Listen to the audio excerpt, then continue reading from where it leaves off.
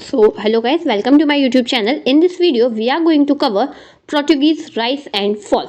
So अगर starting से बात करी जाए, सबसे पहले जो है स्पेन के Christopher Columbus started his journey to reach India. Instead of reaching to India पहुंचने की जगह बेचारे क्रिस्टोफर कोलंबस हमारे अमेरिका पहुंच गए और 1492 में जो है उन्होंने अमेरिका की खोज कर दी। इंडिया पहुंचने के लिए आए थे बट इंस्टेड ऑफ इंडिया ही रीच टू यूएस। फाइनली उसके बाद जो है अब वो तो बेचारे यूएस पहुंच गए।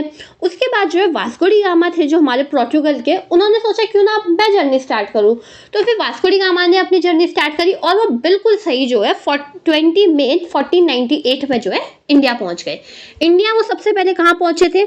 इंडिया वो सबसे पहले पहुंचे थे हमारे कैलीकट में, सी पोर्ट ऑफ कैलीकट में, जहाँ पे किंग जैमोरिन जो हिंदू रूलर थे वहाँ के, उन्होंने उनका बहुत अच्छी तरीके से वेलकम करा, बहुत अच्छी तरीके से स्वागत करा, इस उम्मीद के साथ कि हमारे ट्रेड रिलेशन अच्छे रहेंगे। वो भी व्यापार ही चाहते थे, किंग जैमोरिन भी, वो भी उस समय जो है ट्रेड को प्रमोट करना चाहते थे।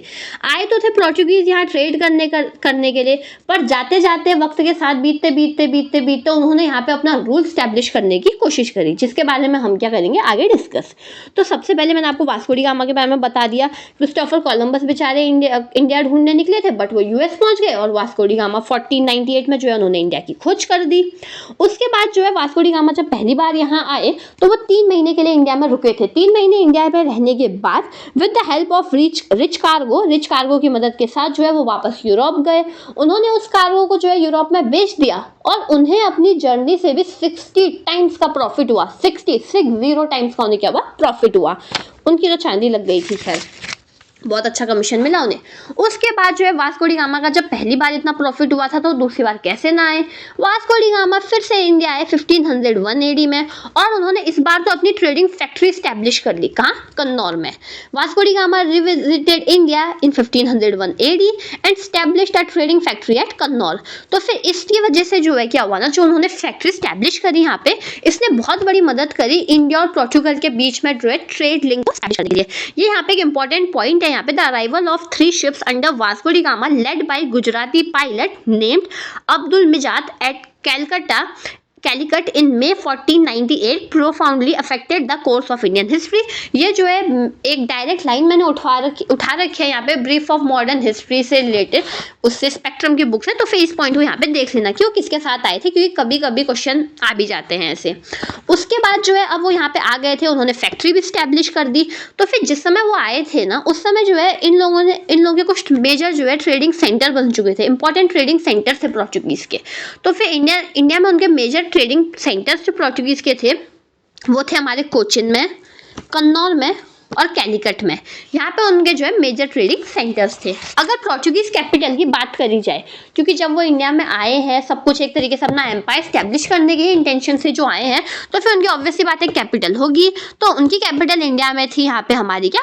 कोचिन उनकी पहली कैपिटल थी, जिसको बाद में जो है चेंज कर दिया गया गोवा में, गोवा शिफ्ट कर दिया गया। इसके बारे में भी हम आगे पढ़ेंगे।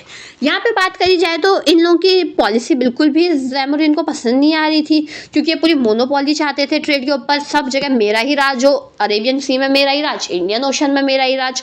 तो फिर इसकी वजह से जो है दोनों के बीच में टकरार हो गई, कॉन्फ्लिक्ट हो गया, जिसका रिजल्ट ये हुआ बेचारे जैमोरिन को पोर्चुगीज के आगे घुटने टेकने पड़े और यहाँ से पोर्चुगीज पावर का इंडिया में उदय हो गया। पुर्तगालियों की ताकत भारत में बढ़ी और पुर्तगालियों का यहाँ पे पोर्चुगीज पावर यहाँ पे राइज हुई।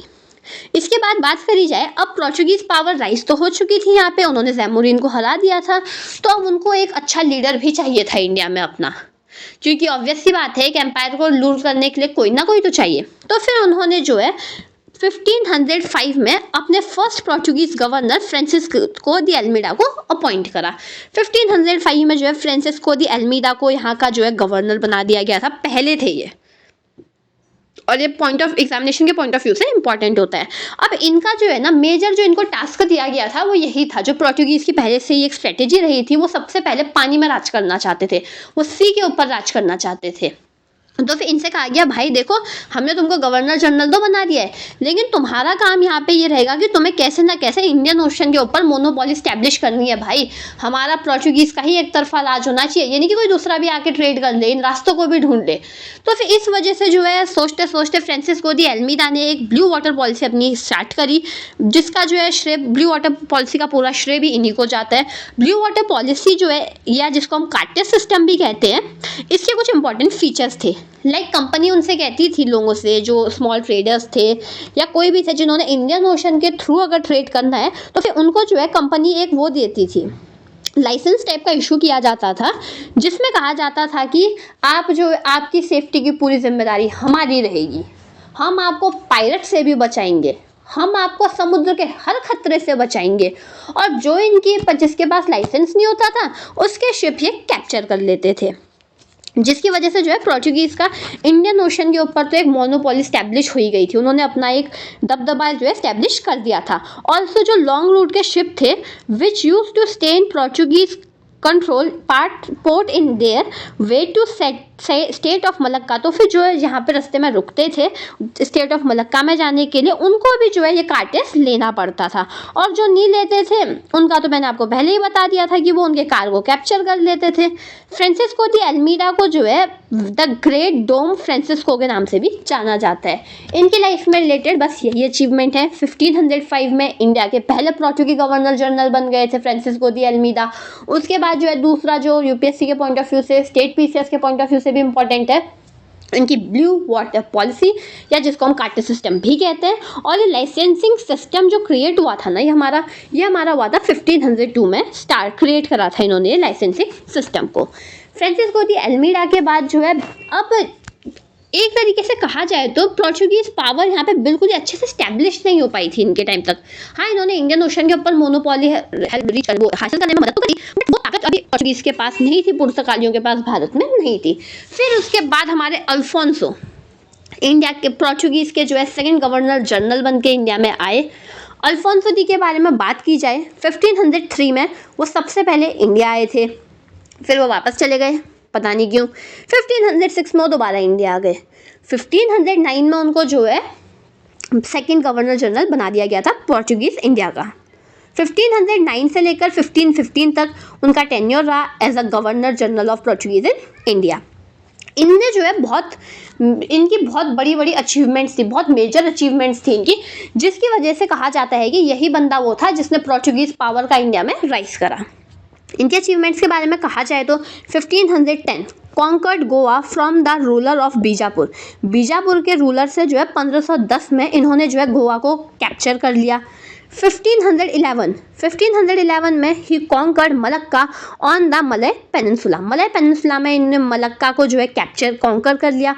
1513 आते आते इन्होंने रेड सी में भी अपना कैंपेन स्टार्ट कर दिया।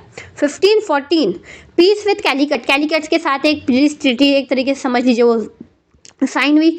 1514 मैंने पहले कह दिया पीस विद कैलिकट। 1515 वो साल था जिस बार इन्होंने आखिरी सांस ली अपनी। इनका जो है गोवा इंडिया में देहांत हो गया। इनने जो है यहाँ पे अपने प्राण त्याग दिए थे। इन्होंने जो है बहुत बड़ी बड़ी अचीवमेंट्स थी इनकी, जिसकी वजह से कहा जाता था यही वो बंदा है भाई जिसने पोर्चुगीज़ की the real founder of Portuguese power in India.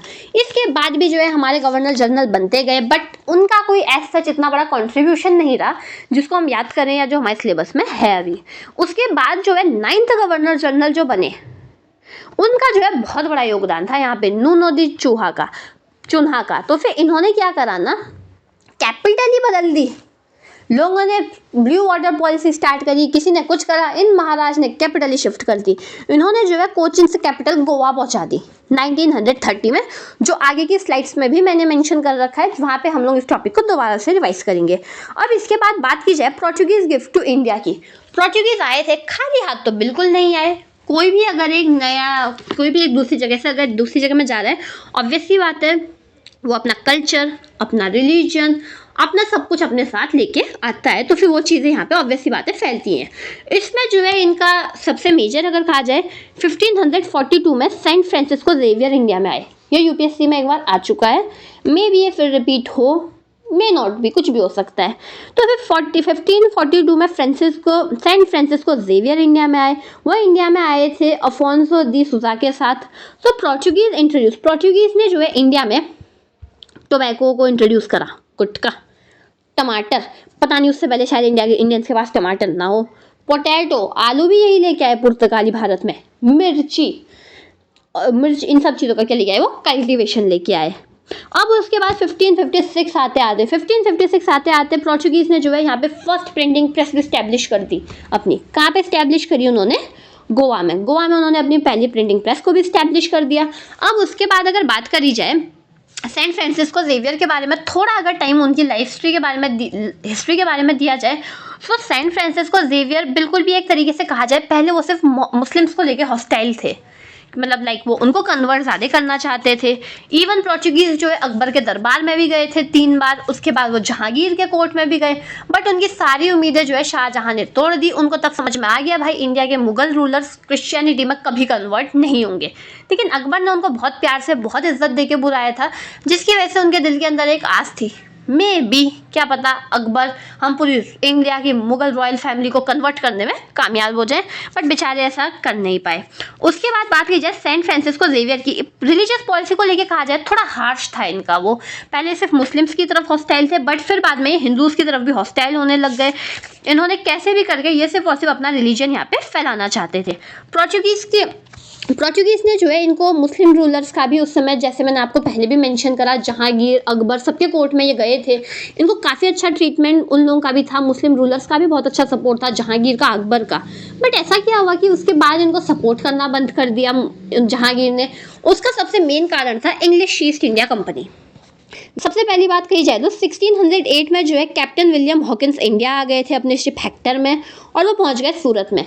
Portuguese बिल्कुल भी नहीं चाहते थे कि सी रूट का रास्ता बाहर आए, बट क्या करो, इंग्लिश से पहले तो डच आ गए थे, जो मैंने पुरानी वीडियो में कवर कर रखा है। तो फिर ये गए, मुगल कोर्ट में रहे, बट जहांगीर बेचारे पोर्चुगीज को नाराज नहीं करना चाहते, तो फिर उन्होंने जो है इनसे कहा देखो भाई कोई बात नहीं, अभी तुम खाली हाथ जाओ, बट कुछ भी नहीं कहा। उसके बाद जो है नवंबर 1612 में English ship dragon under captain best along with little ship successfully fought a Portuguese fleet. तो फिर इन्होंने जो है नेवल वॉर में जो है पोर्चुगीज को हरा दिया। तो oh my God, Jahangir English से इम्प्रेस हो गया, वाह क्या नेवल पावर है इनकी। तो फिर इस वजह से जो है उन्होंने उसके बाद जो है पोर्चुगीज हार भी गए। उसके बाद जो है धीरे धीरे उस लड़ाई के ख़त्म होने के बाद से पोर्चुगीज ईस्ट इंडिया कंपनी बेचारी सरवाइव नहीं कर पाई, और उसके बाद धीरे धीरे उनका जो है आते आते पतन हो गया। बट सबसे अच्छी इंटरेस्टिंग फैक्ट जो आप यहाँ पे पढ़ोगे ना, पोर्चुगीज पुर्तगाली पहले थे जो इंडिया में आए थे, और सबसे आखिर तक भी यही रहे थे। सबसे लास्ट में जो है इन्होंने जो है इंडिया को छोड़ा था, उसके लिए जो है ऑपरेशन विजय चलाया गया था, उसके बाद जाके इन्होंने छोड़ा था ये इंडिया। उससे पहले बात की जाए 1739 में जो है इन्होंने मराठास ने जो है सेल्सट और बेसिन को भी पोर्चुगीज से कैप्चर कर लिया, बस हो गया, जो इनके पास था वो भी चला गया। सब कुछ जो है पोर्चुगीज के हाथ से चला गया था। तो ऑब्वियस सी बात है इनके पास दमन दीव का कुछ एरिया बचा था, जो बाद में इनसे दोबारा ऑपरेशन विजय के उसमें जो है लिया गया था। ये हम पार्ट 2 में कवर करेंगे। इस वीडियो में बस इतना ही। Thank you so much for watching my video, and please don't forget to hit the like and the subscribe button. इसके बाद जो है मैं next video English East India Company पे बनाऊंगी, और उसके बाद जो है हम डिफरेंट टॉपिक्स को और डिफरेंट करंट अफेयर्स को और भी ज़्यादा एक्सप्लोर करेंगे, और जितना हो सके उतना जल्दी अपना सिलेबस कवर करने की कोशिश करेंगे। Till then